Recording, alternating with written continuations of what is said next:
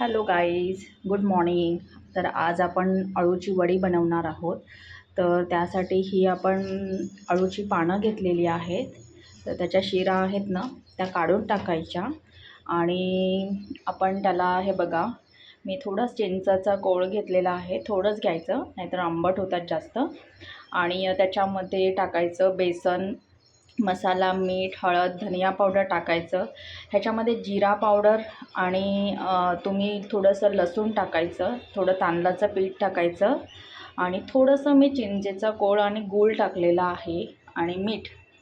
या सगळ्या काही गोष्टी टाकून या अळूच्या वडीला आपण लावणार आहोत. आणि त्याच्यानंतर थोडे वरून आहेत ना, आपण तीळ सफेद असतात ना, ते ह्याच्या आतमध्ये नाही टाकायचे. ते वडी झाल्यानंतर आपण ते तीळ टाकायचे.